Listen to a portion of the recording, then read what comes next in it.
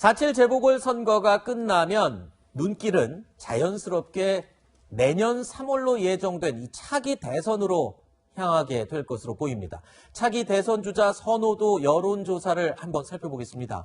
동아일보 의뢰로 실시된 여론조사 결과에서는 윤석열 전 총장이 31.2%, 그리고 이재명 경기지사가 25.7%, 이낙연 민주당 상임선대위원장이 9.3%로 나타났습니다. 자, 윤석열 전 총장과 이재명 지사의 양강구도 이렇게 언급을 해도 될지 모르겠습니다만 어떻게 보셨습니까? 지금 아무래도 이 향후 3월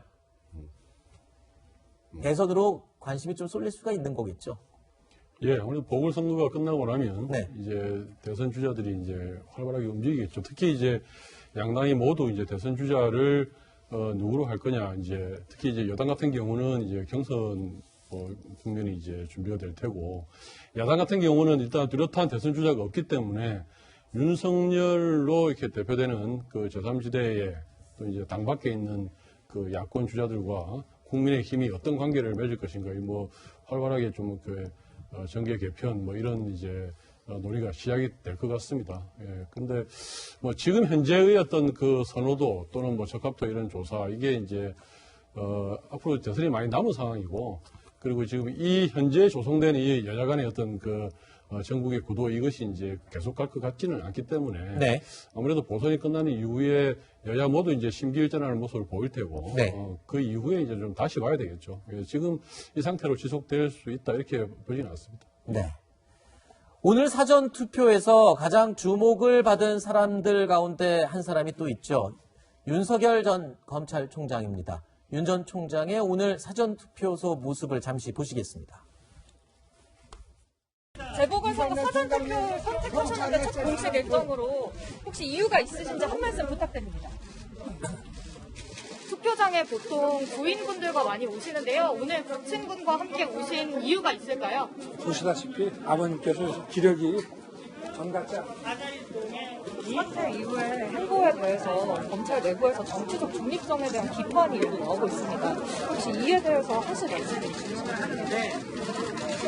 오늘 행보를 저희가 대권 행보로 해석해도 괜찮을까요?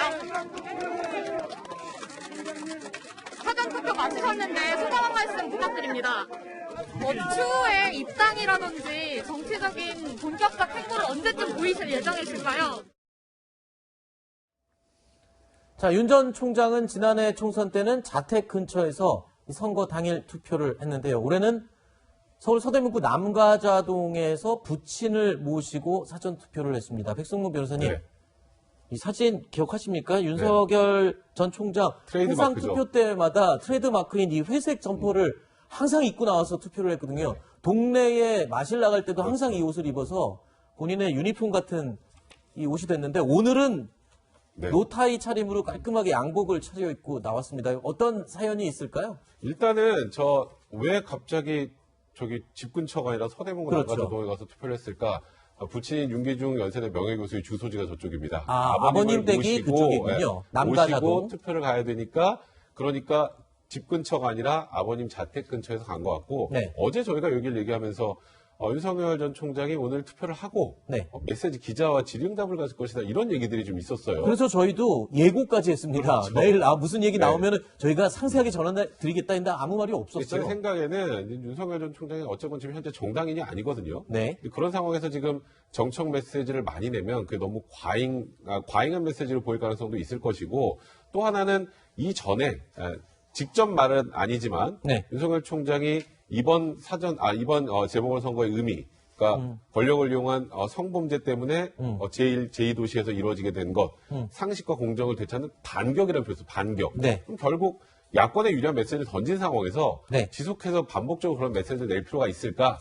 이런 부분을 여러 가지 고려하지 않았을까 싶습니다. 일단은 방금 들은 것처럼 보궐선거에 대한 정의까지 내리면서 메시지를 전달하는 듯 했는데 정작 오늘은 아무 말이 없었다는 게 조금 의아스럽습니다. 그러니까 사실은 얼마 전에 이제 언론인터뷰에서 네. 상식과 정의, 성범죄로 있었던 보궐선거 이런 얘기를 한 거 보면은 정치적 발언이잖아요. 네. 지금 보시면 성범죄 때문에 치르는 선거다. 투표하면 바뀐다. 누가 봐도 저거는 지금 현 여권에 저격하는 글이라고 해석이 되는 겁니다. 네. 그런 흐름이라고 하면 사전 투표날 오늘 많은 기자들이 있는 저 앞에서 본인의 강력한 멘트를 내는 것이 맞는 거거든요. 정치만 생각 흐름으로 보면. 네. 보다는 이제 윤석열 총장이 뭐 언론을 피하는 사람도 아니고 좀 언론 프렌들리한 사람이니까. 근데 오늘 왜 메시지 안 냈을까? 저 선거법 때문에 그래요. 아, 그래요? 네, 선거법 때문에. 왜냐면 공직선거법 보시면 사전 투표날이나 또는 투표날 투표소 100m 내에서 뭐 누구를 지지를 한다든지 아하. 투표 동료는 이걸 못 해요. 아, 근데 저기서 나와가지고 기자들이 잠깐만요, 100m만 좀 다 가서 합시다. 이럴 수는 없는 거잖아요. 네. 근데 말을 하나 하기 시작하면 계속 나올 수밖에 없거든요. 그래서 선거법 위반에 문제가 생겨서 윤 총장 측 내부적으로 멘트를 오늘 안 하는 걸로 정리를 한 것이고, 그래서 그냥 왜 부인이랑 안 왔습니까?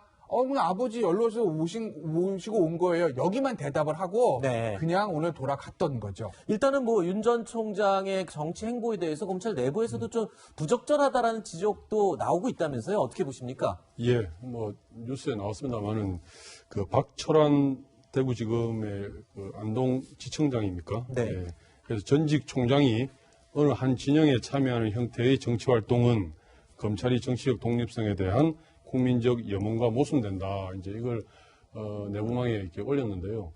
사실 저 지적이 상당히 정확한 지적이고 현직 검사들이 그동안 윤석열 총장이 총장을 재직 중에 검찰총장의 정치적 독립성, 중립성을 강하게 옹호한 검사들이라면 당연히 저런 입장을 취하는 것이 맞다라고 저는 생각을 합니다. 특히 이제 검찰총장이 퇴임 직후에 이렇게 이제 대권 주자로 이렇게 주목받는 이런 현상, 그리고 본인 스스로 그런 의사를 내비치는 이런 현상은 사실은 초유의 일이거든요. 그래서 이제 이런 상황이 많은 국민들이 우려하듯이 이제 검찰의 중립성과 독립성에 악영향을 미칠 것이다. 뭐 이런 부분들은 윤석열 총장도 분명히 알고 있기 때문에 네. 아마 이런 검찰 내부의 이야기가 나오는 상황에서 오늘 또다시 무슨 이야기 하기에는 상당히 부담스러웠을 것이다. 이 생각을 하고요. 알겠습니다. 기본적으로 근데 검찰이라는 것이 상당한 그 수사권을 가지고 있기 때문에 총장이 퇴임 직후에 이제 정치를 한다는 것은